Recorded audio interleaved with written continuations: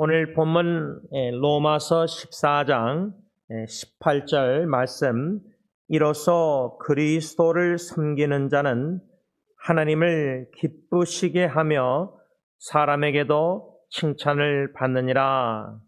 우리가 이 말씀 중심으로 하나님을 기쁘시게 하는 섬김, 세 가지 교훈 중에 첫 번째 교훈을 받았습니다.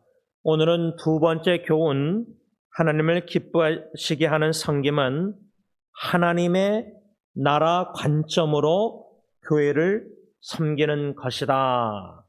하나님의 나라 관점으로 교회를 섬기는 것이다. 오늘 본문 로마서 14장 17절, 하나님의 나라는 먹는 것과 마시는 것이 아니요 오직 성령 안에서 의와 평강과 희락이라. 현대의 성경으로 읽습니다. 하나님의 나라는 먹고 마시는 것이 아니라 성령님 안에서 누리는 의와 평화와 기쁨입니다. 이 말씀의 근거에서 우리가 하나님을 기쁘시게 하는 섬기는 자들이 되어야 되는데, 그것은 둘째로 하나님의 나라 관점, perspective, 관점으로 교회를 섬기는 것이다.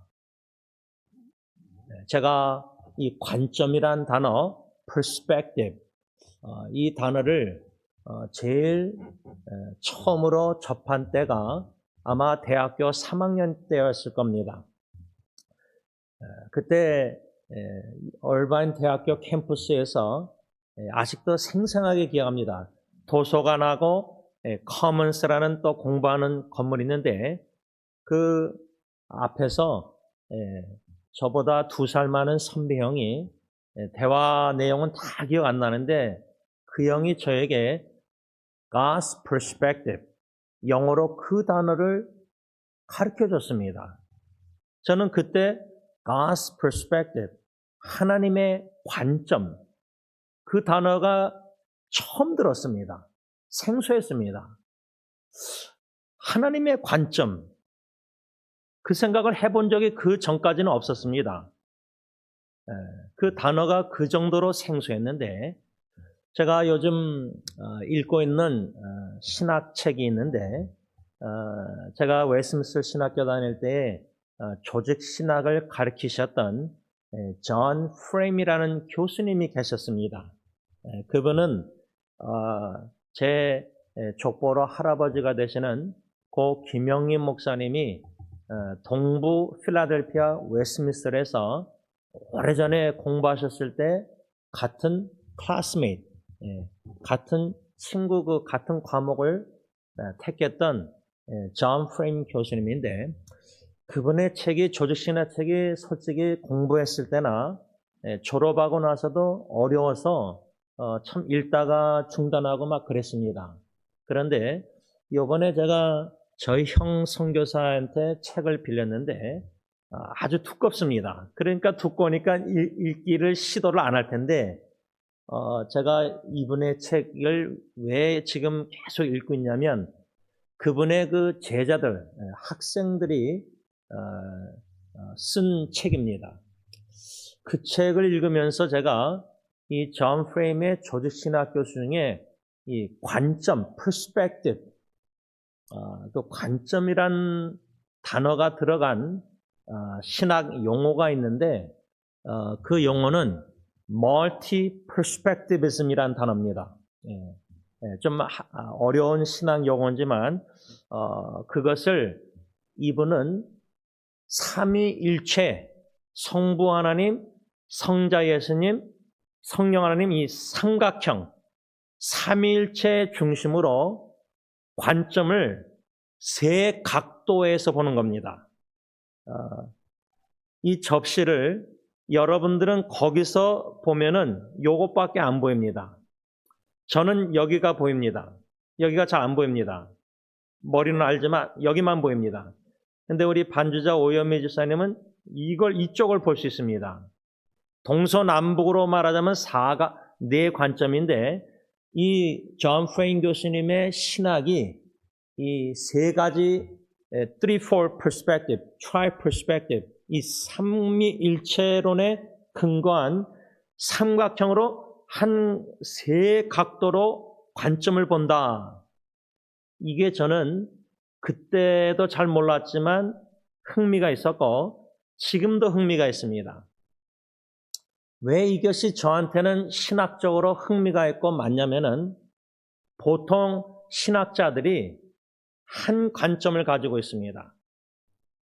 예를 들면 웨스민스터 같이 개혁 신학을 가리키는 신학자들은 교수님들은 개혁 신학 관점에서 볼 때에 개혁 신학 안에서도 뭐 존 칼빈의 신학 관점을 추종하는 많은 교수님들이 그 한 전통적인 칼빈주의 관점에 쭉 신실하게 묵묵하게 가르치고 믿고 하는데 프레인 교수님은 그 칼빈주의 신학도 계속 성경을 우선순위 두는 겁니다. 칼빈주의나 예를 들면 여러분 confession, 신앙 고백, 우리가 사도신경을 신앙 고백하지 않습니까? 근데 여러분 사도신경을 제가 한 예를 들 때 그 고백이 과연 성경적인가? 모든 하나하나 문장이. 즉 제가 왜 존 프레인 교수님의 신학, 조직 신학을 다른 신학자들 잘 모르지만 좋아하는 이유가 이분은 솔라 스크립투라, 개혁주의의 오직 말씀을 따르는 분입니다. 제가 볼 때는. 거기에 대한 헌신이 엄청난 분입니다. 그런데 우리 모든 개혁 신학 공부한 자들이나 신학을 따르는 목사님이나 개혁 신학자 교수님들 책들 보면은 오직 말씀이라는 것을 다 주장하고 다 말하는데 예를 들면 사도신경이나 웨스민스터 신앙 고백이나 이런 아주 귀한 신앙 고백서 이거를 말씀의 권위만큼 중요시하는 분들도 있습니다. 예를 들자면 제가 그래서 사도신경을 왜 예를 들자면 여러분 사도신경 우리가 주일마다 이렇게 고백하는데 한국 성경에는 장사됐다는 말이 나오는데 십자가에 본디오 빌라도에 고난당해서 십자가에 죽으시고 장사한 지 사흘 만에 이렇게 나오잖아요. 근데 그 장사한 지 사흘 만에 그 한국어 신앙 고백이 영어로는 예수님이 십자가에 죽으신 다음에 descended into hell, 지옥으로 descend, 거기까지 내려가셨다. 하늘의 보좌에서 이 땅에 오신 인간의 몸으로 종의 형체를 입고 빌립보서 사람의 몸을 입으시고 이렇게 내려오셨는데 저주의 나무 십자가에 죽으신 고난당해서 죽으신 다음에 지옥으로 descended, 떨어졌다 뭐 내려갔다. 근데 그거를 한국 성경은 장사됐다 이렇게 써 있어요. 이 정도로 딱 끝났습니다. 그러니까 사도신경 고백조차도 한국 성경, 영어 성경, 원어 이렇게 보면서 신학적으로 논쟁할 때 진짜 예수님이 지옥에 내려가셨는가? 지옥에 3일 동안 거하셨는가?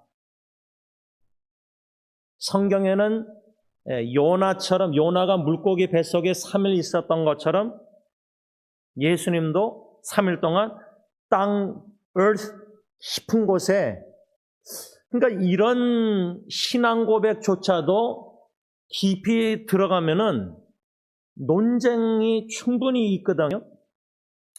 그러면 성경의 권위와 사도신경 고백과 이 사도신경 고백도 성경의 관점으로 오직 말씀 중심으로 이거를 연구하고 공부하고 논쟁하고 막 이렇게 하고 있잖아요. 그러니까 이 존 프레인 교수님 같은 경우는 이런 신앙 고백도 오직 말씀에 근거해서 봐야 된다는 거예요.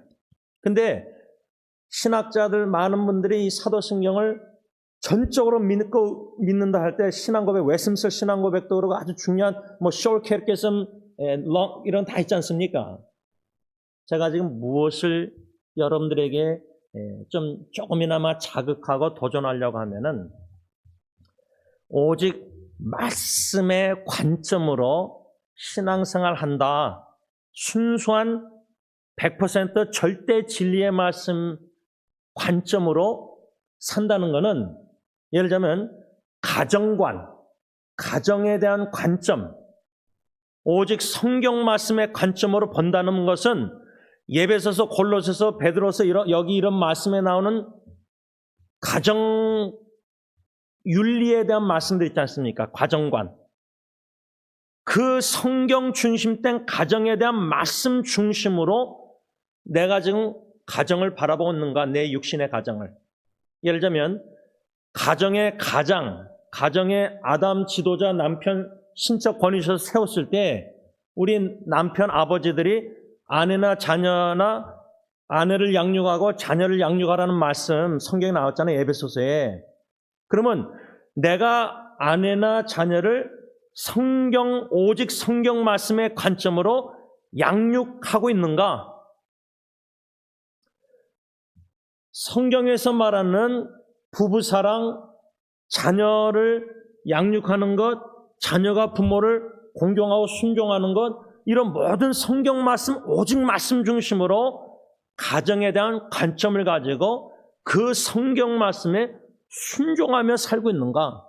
근데요, 가정관만 봐도요, 성경 중심된 순수한 성경 중심된 관점이 아니라 세상적인 여러 가지 인본주의, 세큘러리즘 여러 가지 섞여 있어요. 제가 지금 가정관만 얘기했는데요. 오카는 목사님도 교회론, 거기에 대해서 이제 책을 신학자의 영향을 받아서 이렇게 쓰고 제가 다 읽었는데 여러분들이 생각하는 교회관, 성경 말씀 중심으로 교회를 바라보고 있는가? 또 세계관, 물질관, 상속관, 모든 이런 관점들이요, 성경 중심된 관점을 가지고 있는가? 제가 지난주에 운동을 하는데 이제 딜런이 아들이 연락 와서 이제 한참 대화, 한 25분 대화했는데 신학교 탈보 신학교는요, 웨스민스터 제가 다닌 신학교하고 신학이 좀 다릅니다. 제가 아는 바로는. 그래서 딜런한테 이런저런 얘기하다가 신학 공부 어떠냐? 그럴 때 이번 두 번째 1학년 학기에 spiritual formation, 영적으로 포밍한다, 뭔가 그 과목을 한다 그러면서 그 예리도 대학교 때 그걸 배운 걸로 알고 있다면서 제가 얘기했더니 딜런 말로는 아마 아빠가 다녔던 웨스트 학교는 그게 없었을 겁니다. 맞다, 없었다. 그러면서 저한테 그 과목을 얘기할 때 그 스피리추얼 영적 포메이션 과목에서 인격, 캐릭터에 대해서도 공부한대요.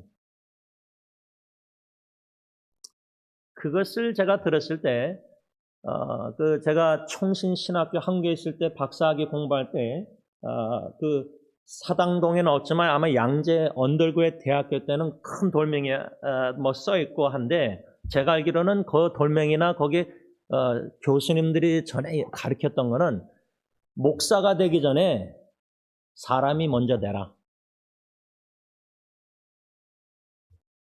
목사 직분자인데 평범한 예수 안 믿는 사람보다 성품이 너무 모자른다, 부족하다. 그런데 청신신학교도 그런 spiritual formation, 사람이 되라는 과목이 인품에 대해서, 성품에 대해서 그런 영적 포메이션 그런 과목이 있을까? 제가 알기로는 없는 것 같아요. 그러니까 사람이 사람됨, 하나님 앞에서 사람됨이 안 되는 부족한 상태에서 신학을 막 가르쳐 주잖아요. 그러면 어떻게 되겠습니까? 바탕이 기본이 안 돼 있는데 인간 됨됨이. 그러니까 우리 같은 별의별 목사가 나올 수밖에 없는 거예요. 그래서 제가 딜런의 그 spiritual formation 과목을 들으면서 참 중요하다. 제가 아이들 고등학교 때인가 중학교 고등학교 때부터 앞으로 미래 배우자를 너희들이 기도하고 알아보고 선택할 때에 아빠의 권면은 인품, 성품, 캐릭터를 보라. 그리고 캐릭터 중에 진실성을, truthfulness를 먼저 보라.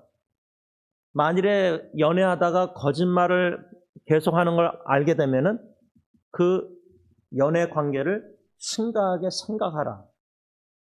제가 이것을 놓고 지난 주일날인가 장문의 글을 써서 인터넷에 지체들에게 나눴어요.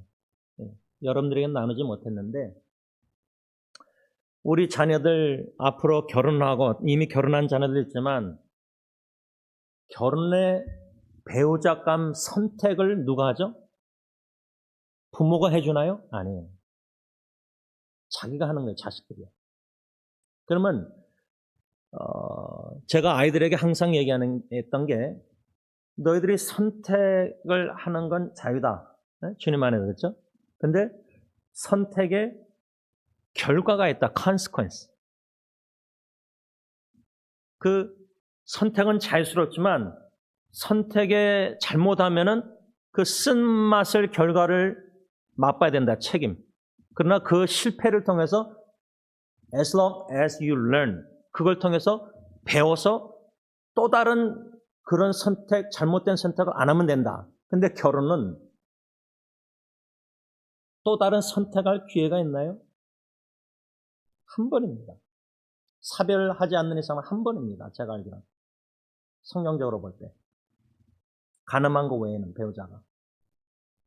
그러면 여러분들의 자녀가 믿지 않는 배우자를 선택하든지 예수를 믿는다는데 성품이 성깔에 열자면 안 돼 있든지 인간 됨됨이. 그러면 부모로서 자녀들이 선택의 결과를 부부 생활을 겪는 것을 지켜볼 때에 어떻겠습니까? 쉽지 않습니다. 왜? 내 자식 매우 퍼스널 개인적인 것 때문입니다. 그러니까 제가 한 예로 결혼 얘기를 했지만 결혼관. 그래서 제가 지금 이 관점에 대해서 하나님의 나라 관점에 대해서 하나님을 기쁘시게 하는 섬김이 하나님의 나라 관점으로 교회를 섬긴다, 주님 섬긴다 이 두 번째 교훈의 단어들 관점을 지금 얘기하는데 이게 얼마나 중요한가. 하나님의 나라 관점할 때 지금 제가 관점만 얘기하잖아요. 그 다음에 이제 하나님의 나라에 대해서도 얘기해야 되는데 이 관점이나 하나님의 나라 관점을 모르고 주님과 주님의 교회를 섬긴다. 그게 말이 안 되지 않습니까? 제가 딜런하고 그 spiritual formation을 얘기하다가 참 그 귀하다. 그 신학교가 참 제대로 좋은 과목을 그렇게 준비해서 교수님이 가르치고 있구나. 참 거기에 대한 저는 참 귀하게 생각해요. 그 spiritual formation을 얘기하다가 이제 신학 얘기가 나왔어요. 아들하고. 그러다가 제가 딜런에게 뭘 아빠로서 도전했냐면 네가 볼 때 spiritual formation이 그렇게 인격이나 다 중요하듯이 아빠가 볼 때는 theological formation, 신학적인 formation도 중요하다. 그러면서 제가 이 존 프레임 교수님에 대해서 왜 아빠는 이 삼위일체론의 중심으로 관점을 하나 관점이 아니라 세 가지 관점. 예를 들자면 존 프레이밍 교수님의 이 삼각형, 제가 이 삼각형에 근거해서 결혼관도 이렇게 삼각형이 많아요. 제가 플로 신학교에서 THM 논문도 바울 신학의 빌립보서 2장의 공동체론, 교회론을 쓸 때에 삼각형 관점으로 공동체론을 논문을 썼었어요. 결혼관도 그러고 제가 그래서 결혼관을 예를 들 때 이제 딜런도 결혼 준비하면서 자기 목사님한테 결혼 예비학교 프리메럴 카운슬링 한다 그래서 잘했다 하면서 제가 결혼 주례했을 때 상담을 하겠느냐 해서 안 하겠다면 it's fine. 하겠습니다 하면 만나서 얘기할 때 꼭 삼각형을 얘기해요. 그 삼각형 결혼관에 대해서 뭐냐면 주님이 여기 꼭대기에 있고 맨 위에 삼각형 모서리에 남자, 여자가 있다. 주님 중심된 부부관계를 헌신해야 되는데 주님 중심이 아니라 남편과 아내가 서로만 계속 원하고 요구하고 같이 있고 막 이런 거, 그러면 주님과 멀어질 수밖에 없는데, 남자가 신랑이 먼저 주님께 가까이 나가면서 내 미래 배우자 또 내 아내와 주님과의 관계에 징검다리 역할을 해야 된다. 제가 2주 동안 토요일 새벽 기도회 때 하나님을 기쁘시게 하는 섬김에 있어서 부딪히는 것, 거치는 것, 장애물이 되지 않고 말고 징검다리가 돼야 된다. 스태핑 스톤 얘기했잖아요. 교훈을. 가정관의 삼각형의 주님 중심된 부부관계가 남편이 먼저 영적으로 자라나고 성장하고, 근데 많은 부부가 부인이 신앙이 막 주님께 가까워서 자라나는데 성장하고 로마 교회의 성숙한 교인들처럼, 근데 남편이 신앙이 성장을 하고 더디는 거예요. 그러면 벌써 삼각형 관점으로 부부관계를 보면, 주님 중심된 부부관계 보면 영적으로 기울어져 있어요. 많은 세상적인 부부관계, 뭐 재물이 부인이 많고 남편이 많고, 뭐 남편은 서울대 나고 뭐 아내는 뭐 경기도에서도 대학을 못 나고, 이런 세상 스펙 관점으로 기울어졌다고 보잖아요. 근데 그게 아니라 그런 걸 다 신앙에는 초월해서 영적인 관점으로 볼 때에 남편이 주님께 가까이서 신앙이 성장하고 자라나서, 근데 그러지 못하고 부인이 성장하고 자라나니까 영적으로 주님 중심된 부부관계 영적으로 뭐예요? 기울어져 있는 거예요. 남편이 성장해서 성장하면서 성숙해서 부인을 영적으로 리더로 양육하고 이끌어줘야 되는데, 부인은 남편이 나를 이끌어주길, 리드해주길 원하는데, 많은 결혼하려고는 신앙 청년들이, 부인될 자매들이 영적으로 존경하고 존중할 만한 신랑감을 못 찾는 거예요. 그러니까 제가 지금 가정관에 있어서의 주님 중심된 부부관계를 삼각형으로 설명했잖아요. 이 theological formation, 신학적인 관점에 왜 이 삼일초론 중심으로 이 관점이 왜 중요하냐면, 그 프레임 교수님의 이 삼각형, 이 멀티 퍼스펙티비즘이 균형이 있어요. 균형, 밸런스.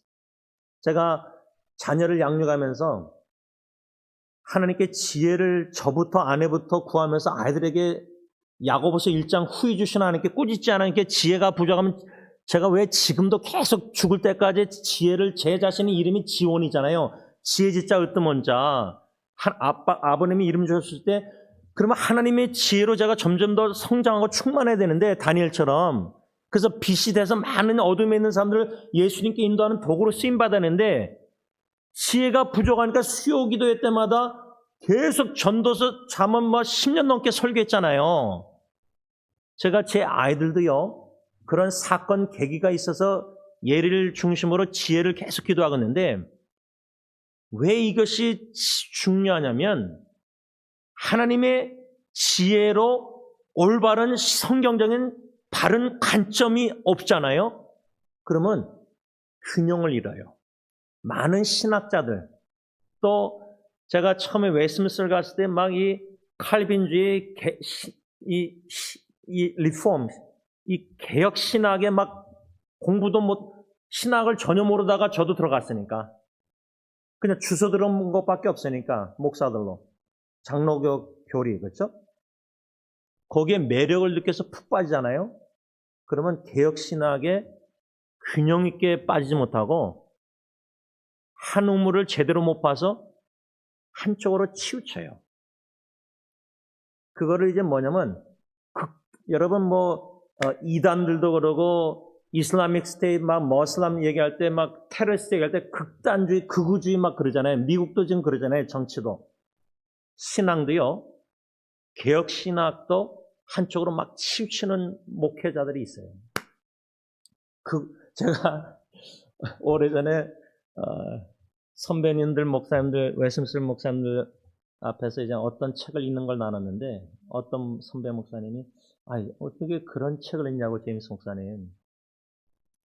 제가 개혁신학 웨스민스터 후배 목사님 중에 노회에서 고시부에 제가 생겼을 때 후보자들을 인터뷰하고 시험 다 치르고 막 할 때 아니 어떻게 저 벨리에 있는 그레이스 커뮤니티 처치 존 메가들 교수님 목사님 어떻게 웨스민스터 그분의 주석을 읽을 수 있느냐? 그 후배 목사님이 그렇게 얘기하더라고요. 그 인터뷰 할 때 우리 노예 들어오려는 분한테 그런 신학 그런 주석도 안 했습니다.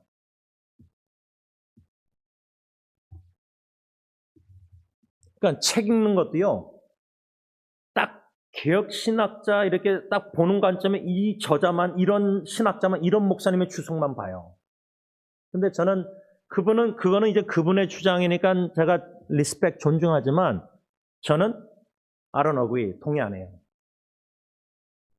그러니까 같은 신학교를 공부했는데도 관점이 달라요. 어느 정도 뿌리 문맥은 비슷하지만 다른 점들이 있는데 제가 왜 이 딜런한테 신학, theological formation, 신학적으로 포메이션이 왜 중요하냐 할 때 아빠는 존 프레임 신학자를 좋아하는데 책을 지금 읽는데 그분의 multi perspective, 3, 4 perspective, 신학의 세 가지 관점. 예를 들면 그 중에 하나가 하나님의 제가 예수님의 주님 되심 얘기했잖아요. 롤십, 주님. 예수님이 주다, 주님이시다. 우리가 지금 18절에 이로써 그리스도를 섬기는 자, 왜 예수를 섬기는 자, 왜 주님을 섬기는 자라고 안 하고 그리스도를 섬기는 자라고 말했을까? 이게 다 우연이 아니에요. 그러니까 예수, 주님, 그리스도 다 다른 의미가 있어요. 예수님이 주님이라 할 때는 주라는 단어가 이 삼각형의 맨 위에 모서리가 control, 다스리신다. 주님은 다스리는 자다. 그러면 그리스도라는 기름 부은 자의 의미 중에 하나가 뭐죠? 그리스도는 왕의 왕, 예수님은 왕 중의 왕이에요. 누가 통치하고 다스리죠? 왕이에요. 제사장 선자가 아니에요. 기름 부은 자다, 그리스도란 뜻이 왕, 선지자, 제사장이라는 의미가 있잖아요. 예수님이 왕 중의 왕, 계시록. 예수님이 신명기에 말하면 그 선지자, 모세가 말한 네 선지자, 관사. 그 다음에 히브리서에서 말하는 예수님 뭐요? 대제사장, 그 한 사람 대제사장. 그것도 삼일천원의 세 가지 관점이 있잖아요. 그러니까 주님 대신 그리스도 기름 부은 자, 저는 점점 더 이 존 프레임 교수님의 이 삼각형, 쉽게 말하면 삼각형 관점이 아주 균형이 있다고 봐요. 그래서 그분은 다른 신학에 대해서도 논쟁을 필 때 건설적으로 배우려고 하는 자세가 있으세요. 들으려고 해요. 근데 한쪽을 고집피고 치우친 개혁신학자라도 할지라도 목에 칼이더라도 변치 않는 자기 신학, 다른 신학에 배우려는 자세가 부족해요. 다시 말하면 제가 왜 존 프레임 교수님의 이 신학 관점이 좋고 마음에 드냐면 균형과 더불어 겸손이 저는 있다고 봐요. 겸손. 배우려는 자세. 여러분 교회 안에서도요. 열심으로 막 봉사하고 막 예수 천당하면서 막 예수님을 막 너무나 사랑하는 것 같고 또 교육자나 직분자 성경 가르치는 분들 중에는 또 개혁신학에 막 빠져서 마음에 들어서 막 그걸 인터넷 페이스북에 막 올리고 좋아하고 막 거기에 막 몰두해서 그런 세미나만 듣고 배우고 우리가 자녀 양육도 보면요. 가정관도 보면요. 균형과 겸손이 부족하고 치우치고 자만과 교만이 있을 수 있어요. 그래서 제가 지금 이 설교 두 번째 교훈 하나님을 기쁘시게 하는 섬김을 하나님의 나라 관점으로 주님과 주님의 교회를 섬긴다 할 때 지금 관점만 얘기하는 거예요. 관점. 그 하나 perspective. 그러면 지금 내가 가지고 있는 관점이 예를 들면 교회에 대한 관점, 승리장로교를 바라볼 때 저와 여러분들이 특히 우리 장로님이나 저나 당회가 이게 참 중요한데 안식사님들도 우리가 가지고 있는 교회관이 진짜 성경적인가? 오직 솔라 스크립처, 오직 말씀 관점인가? 그러면은 그걸 고민하고 씨름하고 알려면은 계속 말씀을 중심으로 교회관이 생겨야 돼요. 뚜렷한, 분명한, 균형 있는 지혜롭게 겸손한 그런 교회론, 교회 관점이 성경적으로 교회 지도자들이 견고히 서 있지 않기 때문에 교회가 분쟁과 싸움과 다툼 속에서 화목이 깨지고 이런 게 지금 끊이지 않는 거예요, 교회가. 그래서 교회에서 상처 없는 성도들이 너무 많은 거예요. 그래서 고 옥하는 목사님도 제가 한스 쿵인가라는 신학자의 영향을 그분이 받아서 옥하는 목사님이 교회론에 대해서 제가 이젠 그 설교과 강의를 들은 적이 오래전에 기억나는데 목회자가요 신학을 공부해서 뭐 노예에서 뭐 강도사 뭐 목사 안수하고 시험 보고 다 하지만 그런 과정도 온전히 목회자로 세우는데 온전한 과정은 없어요. 근데 안수를 받았는데 그리고 요즘은 선교제 특히 3년, 4년 MD 신학 대학원 과정을 정식으로 밟아서 정식 인정받는, 허가받는 노예에서 목사 안수를 받는가? 그것도 의문이 들어요. 지금 우리 교회에서 후원하는 여러 나라 선교사님들, 제가 왜 선교사님이라고 말하냐면 목사 안수 받지 못한 분들이 대부분이에요. 거기에 대한 중요성도 결핍됐다고 저는 생각해요. 그분들이 난 목사 안수 받아야 되겠다. 이게 참 중요하다. 얼마나 생각하는지 잘 모르겠어요. 그러니까 세례 베풀 때 자기가 베풀지 못하니까 동료 안수받은 목사님을 초청해서 그분들이 세례를 베푸는 거예요, 지금. 성찬식도. 심지어 기독교 동아리에서는 목사 안수 받지 않은 평신도가 그런 걸 다 해요. 그래서 딜런이 저한테 그런 의문을 제시한 적이 있어요. 그러니까 지금 우리가 오직 말씀 중심으로 뭐 기독교 동아리나 선교나 뭐 주님의 교회를 지금 섬기고 있는가? 그게 좀 약하다고 저는 생각해요. 그래서 이 두 번째 교훈, 하나님을 기쁘시게 하는 섬김, 그리스도를 섬기는 자로서 하나님을 기쁘시게 섬기면은 사람들에게도 칭찬받는데 하나님을 기쁘시게 하는 섬김이라면 성경 중심된 삶, 성경 중심된 삶을 살기 위해서는 그런 성경 중심된 섬김을 하려면은 성경적인 관점이 먼저 있어야 되는데 그 관점이 말씀 중심 떼지 못하고 섞인 관점으로 내 열심으로 교회를 섬기는 거예요. 주님을 지금. 사람들을, 영혼들을. 자녀들도 지금 그렇게 섬기고 있다는 거예요. 우리가요. 말씀 중심이 아니라 예를 들면 원로 목사님이 수요기 될 때 창세기 2장 17절 하나님께서 아담에게 언약의 말씀 주시면서 명령을 줬잖아요. 명령. 그냥 보통 계명 명령이 아니라 언약적 명령이라고 저는 생각해요. 언약을 맺는다는 것은 그 당시 모세 시대 때 창세기 보면요. 일본이 한국을 쳐들어왔을 때 일제시대 때 강한 나라가 약국을 지배해가지고 쳐들어와서 자기가 통치하면서 이 언약, 계약을 맺는 거예요. 그 모세시 때 그런 언약, 계약 폼이 발견됐어요. 고고학자들이.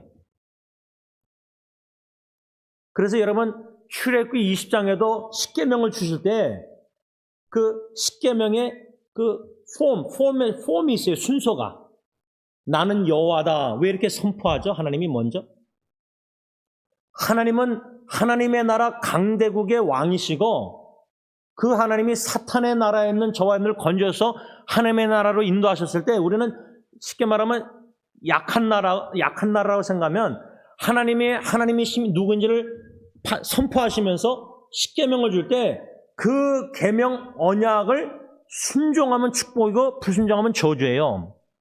그러니까 창세기 2장 17절에 그 하나님의 명령 선악을 알게 하는 나무의 열매를 따먹지 말라 정령 죽으리라는 그 명령 언약의 명령을 불순종하면 저주가 죽는다는 거예요. 근데 그 아담과 하와가 선악과를 따먹지 않았으면 어떻게 됐을까? 축복이잖아요. 축복. 순종하면 축복이고 불순종하면 저주, 영적으로 죽고 영원히 죽게 된 거 아니에요. 만일에 뱀이 유혹했을 때 사탄이 과장해서 하와가 그때는 이제 여자라고 쓰였어요. 하와도 이름이 없는데 성경에 창세기 3장에 제가 그랬잖아요. 왜 여자를 공격했을까? 미혹. 여러분은 부부관계, 가정관에 있어서 왜 아내를 자녀 양육해서 엄마를 계속 사탄이 먼저 공격할까? 다 이유가 있다고. 왜 사탄의 전략에. 하와를 먼저 미혹한 이유가 질문을 막 3장 1절에서 4절 한 가지 질문들도 예수님 마태복음 4장에 마귀가 예수님 시험하잖아요. 3가지 시험. 그 3가지가 요한일서 2장 16절에는 육신의 정욕, 안목의 정욕, 이색의 자랑이잖아요. 이게 다 3가지 관점이잖아요.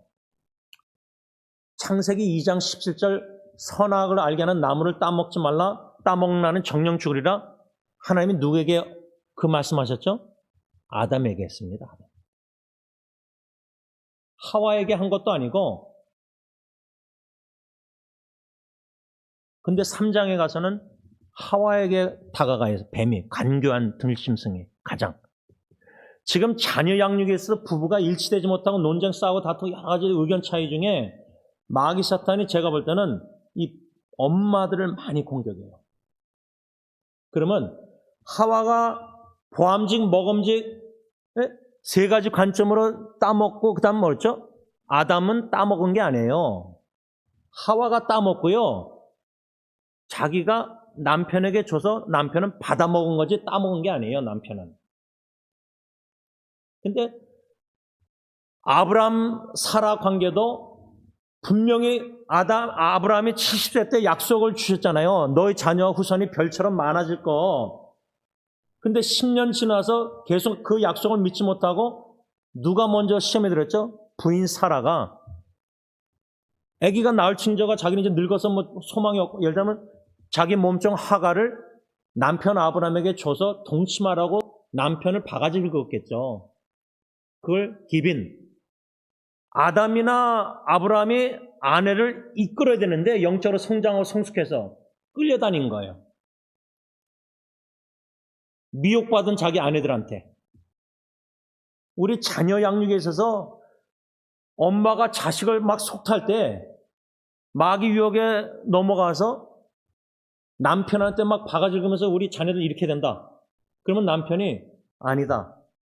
하나님의 오직 말씀에 우리는 하나님을 믿고 신뢰하고 자녀를 하나님께 맡기고 하나님이 제일 자녀를 사랑하니까 믿음으로 자녀 양육해야지 23절에 믿음을 따라 하지 않는 것은 다 죄다. 자녀 양육도 엄마가 육신의 눈으로 자녀를 바라보고 먹음직 보암직 그렇게 한 것처럼 선악과 육신의 눈에 감정에 치우쳐서 균형을 잃고 지혜롭지 못하고 미련하게 자녀들에게 끌려서 넘어져서 믿음으로 자녀를 바라보지 못하고 하나님을 신뢰 못하고 인간의 지식과 경험을 의지해서 남편한테 자녀를 막 이렇게 하자. 그래서 남편이 아내에게 끌려서 따라가면은 믿음으로 하지 않는 것은 자녀 양육. 그게 다 죄라는 거예요. 그러니까 아담은 말씀을 받고 말씀의 관점이 있었다면은 하와는 말씀을 직접 못 받았잖아요. 남편에게 그 말씀을 양육, 가르침을 받았겠죠. 그거 먹으면 안 된다. 다른 거 다 먹으면서. 근데 그걸 따먹을 때 보암직 먹음직 탐스럽고 자랑스럽고 먹었을 때 남편한테 줄 때 남편이 그걸 거절하고 당신 이거 하나님의 명령 창세기 이거는 따먹으면 정령 죽으려 하는데 당신 이거 죽고 싶어 왜 이걸 먹으면 안 되고 땄을 때 먹지 말게 막았어야 돼요. 근데 아담이 믿음으로 행하지 않고 아내를 따라서 주는 대로 먹었어요. 아브라함도 동침해서 이스마엘을 낳았어요. 그런 창세기의 역사가 남편의 가장 영적으로 믿음으로 관점으로 말씀 관점으로 아내를 이끌지 못하고 이끌림을 당해서 이런 일들이 지금도 계속 진행되고 있는 거예요. 말씀을 좀 맺고자 합니다. 제가 하나님의 나라 관점으로 주님과 교회를 섬겨됩니다. 두 번째 교훈. 지금 관점만 오늘 얘기하다가 다 끝났어요. 그런데요. 이게 왜 중요하냐면요. 제가 예를 들자면 오늘도 새벽 3시에 일어나서 이제 교회 와서 이런저런 글들 쓰고 나누고 하면서 왜 글을 쓰게 하나님이 하실까? 글을 쓰다 보면 좀 정리가 돼요. 정리가 돼요. 생각이랑 다. 그런 다음에 이제 제가 본당에 들어오기 전에 항상 하는 게 뭐냐면 이제 얼굴에 피부에 이제 로션 바른 다음에 꼭 이 안경을 닦아요. 이 안경을. 제가 다른 건 안 그러는데 후배 안과 자매한테 가면은 이거를 얼마나 많이 받았는지 제가 알지 못하는 옷에 빨래하도 옷에 다 주머니에 이게 있어요. 이거를 아주 중요시해요, 저는. 이게 없으면 되게 불편해요. 그래서 들어오기 전에 항상 이렇게 후하고 다 닦아요. 왜 닦느냐? 이렇게 보면은 묻어있는 게 보이잖아요. 이 관점이라는 게 왜 중요하냐면요. 여러분, 우리 여자분들은 더 하겠지만 이 눈썹이 긴 분들은 눈 안에 그게 하나만, 한 털만 들어가도요. 이렇게 눈 감고 할 때 불편해요. 우리가 하나님의 절대 진리 성경의 관점, 순수한 깨끗한 관점이 없이 안경에 뭐가 묻고 눈 아래에 뭐가 들어가서 가정, 자녀 관점, 부부관계 관점, 세계관, 물질관 모든 것을 그렇게 색안경을 뭐가 들어갔는 대로 낀 대로 보면요. 제대로 균형 있게 잘 못 봐요. 그런 관점이 성경적으로 믿음의 관점이 순수한 믿음, 진리 관점이 아니라 섞여 있으면요. 우리가 균형을 잃고 겸손하지 못하고요. 가정과 주님 다 섬기는 우리가 지금 이웃 섬기고 이렇게 열심히 다 섬기는 것들이 하나님 보시기에는 순수하지 못해서 아름답지가 못할 수가 있다는 거예요. 그래서 오늘 결론은 성경적인 관점. 제가 지금 하나님의 나라 관점, 하나님의 나라 들어가지도 못하고 마치지만 여러분들 오늘 이 관점이란 딱 하나 단어, 이거 얼마나 외우기 쉬워요. 설교 다 까먹어도 관점, 영어로는 perspective. 다른 거 다 기억나도 가정에 있어서 삼일체의 삼각형 관점, 균형과 겸손, 이런 단어들이 성령님이 설교 중에 다 잊어버려도 생각나게 하신다면 곰곰이 한번 생각해 보실 때요. 내 안에 내 자식, 딴 사람, 목사 바라보지 마시고 내가 지금 오늘 설교 말씀의 관점, 지금 보는 관점이, 이 관점이 과연 성경적인가? 내가 지금 부부관계를 성경의 가정에 대한 말씀의 관점으로 보고 실천하려고 순종하려고 노력하고 있는가? 아니면 그 관점이 지금 내가 좀 삐뚤어져 있는가? 부부관계에 많이 삐뚤어져 있는 관점이 뭐냐면요. 성경에 보면 남편들은 아내를 그리스도가 교회를 사랑하듯이 사랑하라. 근데 아내는 뭐라 하죠? 아내들이요. 교회가 주님께 복종 순종하듯이 그리스도께 하듯 남편에게 복종하라. 근데 지금 많은 부인들이 관점이 남편을 사랑하지 남편을 복종을 잘 안 해요. 그게 말이 안 되잖아요. 사랑하면 복종해야 되는데, 그러니까 순수한 성경적인 사랑 아니에요. 주님은 하나님을 아버지를 사랑해서 죽기까지 순종하셨어요.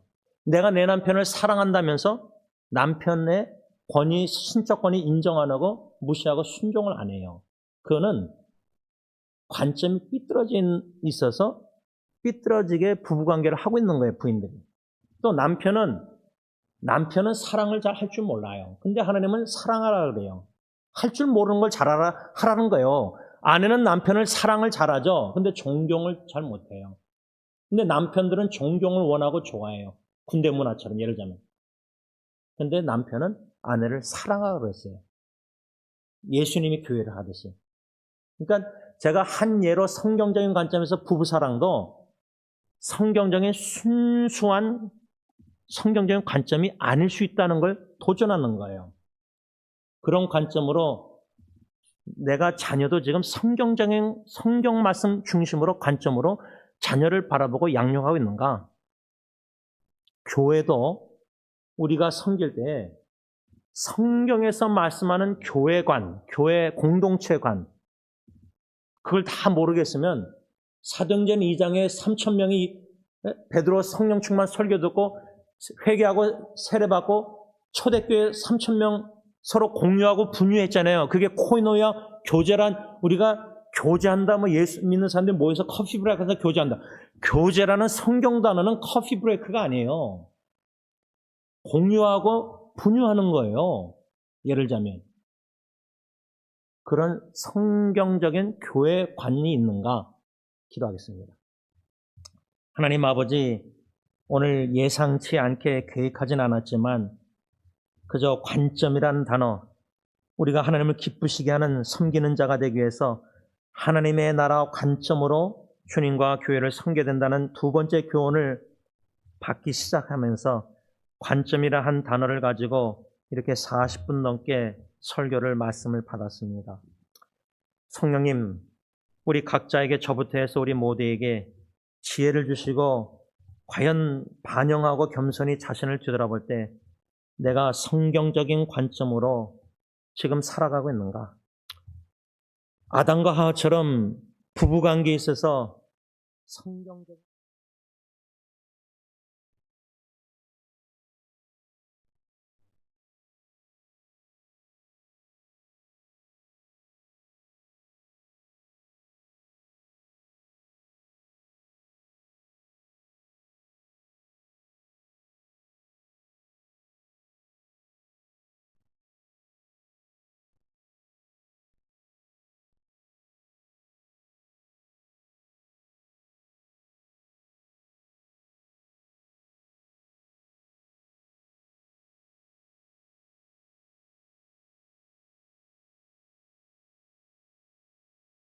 점을 가지고 주님의 교회를 사랑하며 섬기시는 저와 당회와 안식사님들과 모든 성도님들이 다 되게 하여 주시옵소서. 예수님의 이름으로 감사하며 기도를 올리옵나이다. 아멘.